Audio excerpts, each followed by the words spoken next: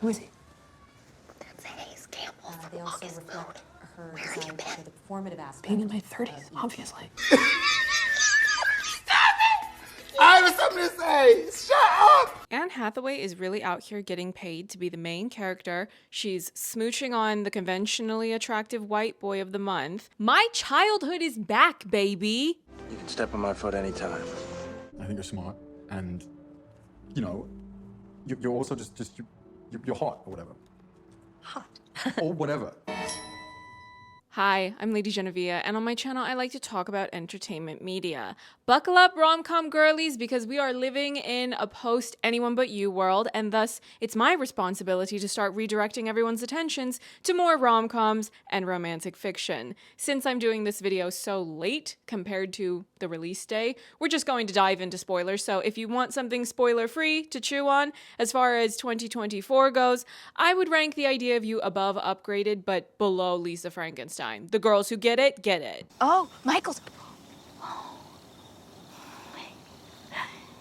You got it all for me? I would die for her. I would kill for her. Either way, what bliss? I want a silent undead creature to rid the world of my enemies and play me a little REO Speedwagon. Don't we all want that? It's a conduit for the talent of REO Speedwagon. Admittedly, Upgraded has a vastly superior plot, but The Idea of You edges ahead because of things I will explain more in detail as I go through the film's plot. Before we get into the saccharine romance fiction, a reminder that donation links for Palestine are in the description box, along with the website for bail funds for university students. We are also officially in my birthday month, so please subscribe to my channel because I would really like to hit 30k subscribers, which is the milestone at which I will be buying my cat, Kimiko, a new shirt. And yes, her name is Kimiko because we're Japanese. And if you wanted to know my exact birth date, it's the same as Vincent Price, horror icon, ally to Indigenous people, and beloved cat person. Now let's get into The Idea of You with spoilers. I had been pursuing publicity access on this for a while behind the scenes, but then I got so busy with the foster cats and prepping Bridgerton season 3 videos that it sort of fell by the wayside. But we hit release day, I've gone and watched it, and I had myself a cute, fun viewing experience. So let's go on this journey together and let's talk about The Idea of You. Now, I don't know what sort of devices you all watch things on at home, but I don't own a television. I pay for a monthly movie pass, so I can watch things at the cinema, because it is absolutely the superior viewing experience. And I wish I could have watched this movie on the big screen, since that would have made me feel like it was a bigger event. I also would like to know if the opening color grading was as cartoonishly green as it looked at home on my monitor. Was that my low budget setup, or did they really just do it like that? Who can say? And it took me a while to see the people in the movie as people and not green cartoon people. Meet Solène, an almost 40-year-old single mother with a teenage daughter, Izzy, who is in high school. Her ex-husband, Daniel, trash. We are throwing him in the garbage. Get out of my class. Daniel bought Izzy and her besties a VIP meet and greet at Coachella for her favorite boy band from her adolescence called August Moon. What was your favorite boy band of your adolescence? Let me know in the comments. If any of you say The Wanted, I will be responding with flowers just because I'm in the mood right now to root for the underdog, and Glad You Came was the Western boy band bop of the 2010s. Now Daniel, he's a sentient piece of moldy Wonder Bread that's still stuck to the dumpster even though the garbage collectors already came by for the week. Garbage workers, we love you. You all deserve raises. I can't do the trip now. Daniel. My whole merger thing just blew up. Nah, yo, hold my poodle. Hold my poodle. So Daniel bails last minute. He was supposed to take the girls, capital T, capital G, not a gender thing, it's a vibe thing, the girls, to Coachella. And Solène, she was going to go camping. That's a weird way to treat yourself, but live your truth. This is a white people's game. Y'all spend so much time trying to trick each other. Y'all got so much time on your hands. Just say the word. I'm not going to go camping unless I'm on Pandora. In that case, I will do it happily. That's right. You're mine. I'm going to have a baby. Right now. But diabolical Daniel, he bails last minute, so Solène has to take the girls to Coachella. I know this movie wasn't made for me because, ew, Coachella. You know it has to smell crazy there. I'm allergic to the sun. Solène needs to find a loo, so she goes into a trailer from which she saw a worker coming out. Guess whose trailer that is? I know it's all so YN coded, I love it, but the only thing you were missing was someone needed to trip and fall. Is it really a chick flick without someone tripping and falling? I need that good physical comedy. Don't mess with me. But the trailer belongs to none other than Hayes, a member of August Moon, who is the boy band Solène's there to take the girls to see.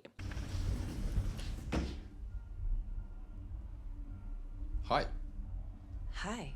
And you can see his life flash before his eyes when there's some random woman in his trailer, because that's a legitimate safety concern. You know that celebrities have to have some harrowing stories of fans violating boundaries. Do you mind? Oh, you want to use the bathroom? Yeah. She does not know who he is at first, and he finds that particular detail to be delightful. To which I say, green flag. When you've got a man with all the money, resources, and access to excessive validation and offers, everything that comes with being a famous 20-something man with an enormous, predominantly female fan base. But Hayes wants the grown woman who has no idea who he is. Someone that will treat him like an actual person. Green flag. And the fact that he is practically falling all over himself trying to get Solène to stay. He wants her to hang out. Hey, you know, if you wanted to, I don't know, hang out. Hang out? See, this is how I know this movie was made by women. The book author, a woman. A significant number of the film's producers, women. One of the producers, by the way, Gabrielle Union. And I don't care that the director is a man, because when you have an A-list actress in the top billed role of the rom-com with a younger man playing her love interest, and that actress is also a producer on the film, you just know the movie's going to have some heavy, written by women energy. Another example of that, I have 3 words for you. The Lost City. Please mansplain sexism to me. Oh my God, I am a woman. I can't mansplain anything. I'm a feminist, and I think a woman can do anything a man can do. Solène's out here plugging her ears at the screaming, and that was the first moment I actually felt seen by this movie, because she's just like me. I'm not going to one of these gigs without earplugs. Now, I won't hold it against Solène. Drab Daniels sprung Coachella on her, so she didn't have time to implement that extra step of preparation. But August Moon is just like so. 7th grade. No. Solène's daughter, Izzy, she's really out here acting like she's too cool and grown for a boy band, and let me just tell you, you are never too cool for a quality boy band. The bops don't stop bopping just because you got a bit older. JC Chazé, you will always be famous. JC was robbed of his solo career. He was always the superior vocalist of NSYNC, and you're right, JC. Some girls do dance with women. Was that song fetishizing sapphics, or was it a thorough debunking of heteronormative thinking? Something to ponder. The meet and greet facilitates Hayes finally learning Solène's name as well as her occupation so that he can go and cyberstalk her later, also known as behavior that's only allowed if you're attractive and in a mutual flirtationship. And then we get to probably the worst thing in this movie, the so-called musical numbers. Why on earth did they waste so much runtime on having this fake band do these mediocre songs? And I checked the runtime. They had a solid 2 minutes for each of these songs. You could have cut that down to 1 minute per song at most, especially for the first song, which had no plot purpose whatsoever. And the outfits were hideous, basic, and the so-called choreo, you were insulting my eyeballs by making me watch it. JC Chazé was out here doing full-blown choreography, singing his face off, serving killer vocals while he's got sweat pouring down his body, while August Moon is out here serving the mediocrity of 2010's Western boy bands. You should have just gotten dance doubles if you were going to insist on putting choreo into this movie, because what you showed me was not the vibe. Sharon Tate was the last to die. Hayes changes the set list on the fly, which was so weird to me, as if you could do something like that for a Coachella of all gigs, but he's pulling this corny, I just met someone line, and I'm going, you're weird, but let's get things going. I was promised romance. Slight change of plan. I met someone tonight. I feel a little inspired. But remember that he did this stunt, because it will come back into the plot. Solène turns 40, and the men that are trying to pursue her are giving her the ick. And really, a montage like that exists just to drive home this point and message that you don't stop wanting to be romantically wooed just because you turned 40, just because you've already been married and divorced and have a teenage daughter. Solène has an art gallery, and Hayes shows up saying he wants to buy some art and proceeds to buy every single piece that's in the gallery. She has sense enough to scold him, though, which I very much appreciated because artists don't just make art to make a living. If all they cared about was making money, they would have taken an evil job, like being a cop. Not a joke, just a fact. But no, they make art because they have something burning in them that they really want to express. And this is why we love Solène, or one of the reasons anyway. She is sticking up for artists. She said artists deserve to have their art appreciated beyond just their ability to make money off of it. Artists should be able to do both. Solène and Hayes go to a warehouse to see more art. More flirting ensues. Solène shows him a painting that she really loves, and she just wants this painting. I'm pausing for foreshadowing because Hayes eventually gets her this painting, even though the artist had been really clinging on to it. They go back to Solène's house because it's the only place they can think of to be able to hang out while having privacy, and this was where the idea of you actually got me. This was where they hooked me with the 1-2. Now, what's the 1-2? I will tell you. First up, number 1, Hayes is asking Solène about herself, and she opens up about how deeply her ex-husband, Dirty Daniel, hurt her with this affair that he had, and everyone in their mutual circles knew about the affair before she did. Daniel left her for this other woman, and he was not putting their family as his first priority. And you know what Hayes does? He just shuts the hell up and listens. He actively listens to her. This is why this film has made by women energy. They just let Anne Hathaway go to work. She is serving acting. She is emoting the amount of fire and anguish and hurt in her eyes, while the male love interest just stays silent and doesn't interrupt her when she's opening up. Exactly. The thing that I'm the most angry about is I was so nice about it.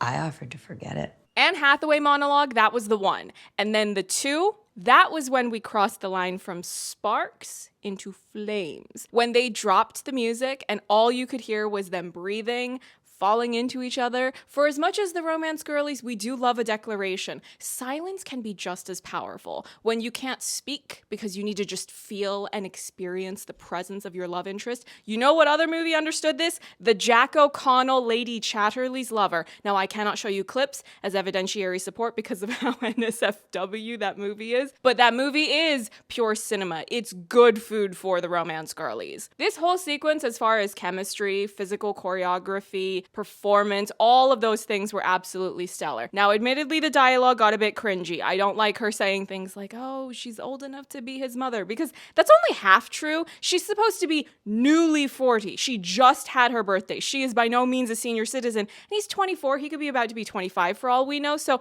I suppose she's old enough to have been a teen mother, but that is not the same maths as what that line of dialogue on its own would suggest out of context. I could be your mother. You're not. But I could be. You're not. Shh. Stop talking, Henry. Stop. Stop talking. But the chemistry between these two was just so good in this exchange that having it be the follow-up for Anne's monologue, this was when I knew I was officially invested. Before this point, I could have gone either way. They could have lost me. You've got a direct-to-streaming budget, and most of that budget is going to go towards hiring Anne Hathaway, of all people, and paying her salary, as well as licensing these mainstream songs you keep using for the soundtrack. And the plot is paper thin up until this point, and actually for a significant portion of the rest of the film. So if you don't make me invested by way of things like romantic chemistry and vibes, I'm not going to be able to log it as anything higher than a 3.5 stars, maximum. Solène stops things between them because she thinks it's not a good idea. In this situation, it's because she's not feeling comfortable with the idea of being with him. The age difference, him being famous, it's all happening very quickly. She's clearly dealing with the trauma of being with despicable Daniel. It's valid to not immediately want to jump into the fling with the new person. Now, admittedly, Hayes has his moments of being funny or charming. You have never seen me buy apples before. It's fucked up. But here's the thing. I don't think the age difference between these two characters would have been the first reason to go, you're cute, but no thank you. It's the whole, you're a famous member of a boy band. Who would want to date someone in a famous boy band? You want to go from being a regular person who lives life without media and online scrutiny to overnight now having to deal with the hate and death threats from a boy band fandom? Absolutely not. No, thank you. Hayes invites Solène to New York City. She goes to get some. Good for her. She was ready to let that just be it, but then he invites her to Europe. He's just begging her to come, and he's sweet-talking her. And you know what? I would have taken that offer too, purely for the sightseeing. Forget about the man. You're inviting me to go to Rome. I'm going to go to the House of Gucci filming locations that I didn't get to do on my Milan trip. See you after your main gig, younger man love interest. I've got to go and pretend I'm Lady Gaga. Not everything is about you. With your gift and your talent and your vision, are you kidding? Now, this whirlwind romantic cute stuff goes on for a while, but for this video, we're going to just fast forward to when the drama hits. First drama. Another member of August Moon reveals to Solène that move he did at Coachella, pretending to change the set list to sing this other song and dedicating it with, I just met someone new. That's a move that Hayes does. That's how he pulls girls. And when I tell you, I was ready to pull the plug right then and there. Dump him, which she did, iconic legendary behavior, because it's not just the fuckboy move. It's the fact that he wasn't honest about it and that he set her up to be embarrassed in front of all these Gen Zs. Oh no, that's even worse. A 20-something man having a move, that's not the most egregious thing. But not being honest about that, embarrassing her, when she told you the first day that you really got involved, the way that dégoûtant Daniel humiliated her publicly with his affair. Oh, absolutely not. Spoiler, that's not really a spoiler. They are going to get back together before the credits roll, but I love that she left him sad in France. He needed to stew. Go sit in the corner and think about what you did. But we're going to get more drama that's sort of a two-parter. So they've been papped, and she ends up in the tabloids, and you know how the internet gets, the social media comments. It's a nightmare. So after Solène and Hayes decide to give the relationship a real chance and go public, the online hate gets even worse. So much so that it starts to affect her daughter, Izzy. A couple of notes. I adore the conversation Solène has with her daughter after the relationship was first exposed because it's such an honest, loving, human exchange. Devoid of the isms I would have been worried about popping up in a script like this. The main thing Izzy is upset about with her mother is that she didn't tell Izzy that she had been gallivanting around Europe with a famous pop star. That's the only real negative emotion she has towards her mother. She just wanted to be kept in the loop. And I agree. I would have felt the same way. Tell me what's going on. I need the intel. But apart from that, Izzy is mostly upset that people are being sexist and ageist towards her mother, and I think that's really sweet. It's also essential that this exchange plays out in the way that it does because it reiterates the strength of the relationship these two have, the depth of the love that they share, and that's going to be important to know when you get to the final breakup. But before we get there, I would argue that the most satisfying part of this film is when Solène finally rips into her no-good, nasty ex-husband. When this man showed up to her house, trying to call her his wife because his new wife, the side chick whom he married, has now also left him because he sucks. Normalize bullying your ex who treated you like garbage and emotionally traumatized you, okay? I mean, come back to reality for just a moment here. Do you have any idea what they're saying about you? No. Who cares about the endgame love interest when you let me see a woman get her lick back? The righteous anger of a woman will always add years to my lifespan. I saw Avatar: The Way of Water 15 times at the cinema, and Neytiri dog walking those sky people that were holding her babies hostage. Ooh, that was life-changing.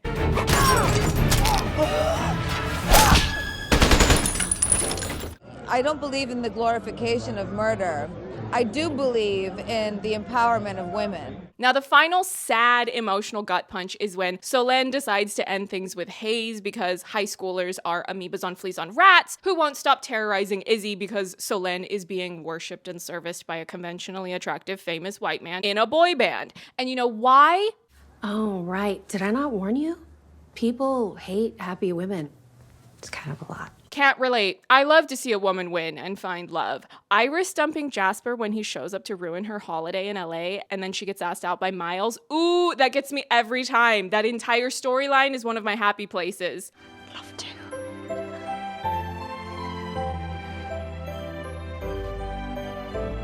But Solène breaking up with Hayes, or going on hiatus, as the boy bands call it, it's the right call because she's a great mother who will not force her daughter to stay in this toxic, harmful environment, which is what's happening with all these paparazzi following her around as well because of Solène dating Hayes. And we love Solène for that. It's peak mother behavior. Put your teenage daughter first. Now, Hayes and Solène confess their love for each other, and Hayes asks Solène if they can get back together in 5 years when Izzy will presumably be finished with school by that point. And the explanation is a bit muddy because what if Izzy goes to a post-grad program? A PhD? Medical school? Residency? We don't know all of what her future will entail, but the idea is fine enough. 5 years. So 5 years on, Solène is at home watching Hayes on Graham Norton, and presumably he's gone solo by that point. And he says in this interview that he's going to finish this tour that he's on and take a holiday to LA because he's got someone he wants to see.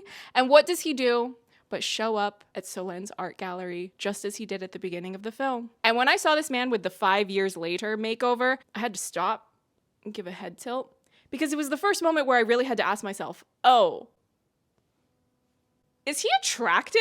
Now, I don't know what it's like to be 40, but either way, I just did not find the character of Hayes to be attractive for me. He just seemed too young for my liking. He's an adult, but either way, just the answer is no. I don't think. I don't think. But as soon as he had hit 30 or 30-ish, I had to stop and go, now hold on, wait a minute. No one knows what it is. It's like this mad riddle that no one knows what it is, right? I wanted to see where these two were at now, because a 24, 25-year-old with a 40-year-old is fine, I guess. She's a cute movie. We logged it at 4 out of 5 on Letterboxd for now. Maybe I'll move it down. I rate new movie releases on a curve during the year that they're released. It's a way of organizing in the lead up to an end of the year top video. But if they had given me a movie of him being 30 and her being 45, I might have had to start a campaign for Prime Video to release this original on physical media to add it to my collection, because I feel like that would have been more my vibe. Now, I did have some folks writing to me that the book wasn't good. I would not know. I haven't read it. If there's discourse, I don't really know enough about it to be able to have a strong opinion on it at the time of recording this. I just watched the film because I saw rom-com starring Anne Hathaway, and that was reason enough for me to want to have a look at it. And Anne has also said, while promoting The Idea of You and screening it, that a lot of women over the age of 35 have been crying profusely at the end. And I can see why. I'm not over the age of 35 and I did not cry at the end, but there is this emotional resonance in the story of the way mothers or women in general, or just anyone that's been a caretaker, might feel pressured or obligated to be self-sacrificing and put the needs of others above themselves. And there's this catharsis that can come from the end of the movie where she's done her time of putting herself second, understandably so, because she's a good mother who will not put her own romantic whims above the well-being of her daughter. But at the end, when he comes back to the gallery, it's finally her turn to get to be with someone whom she loves and actually loves her in return. And even if the book isn't good, which again, I wouldn't know either way, I haven't read it, I do not like The Taming of the Shrew at all, but I love 10 Things I Hate About You. Starship Troopers is iconic, but Paul Verhoeven hated the fascist source material so much that he twisted it all up to make fun of the book's ideology. So as a general principle, I don't let not liking a book be a one-size-fits-all reason to not watch an adaptation. It's something that I decide on a case-by-case basis. But what did all of you think about The Idea of You? Let me know in the comments. Thank you to my patrons, and I will see you in the next one, which will more or less definitely be a Bridgerton video about season 3. Bye!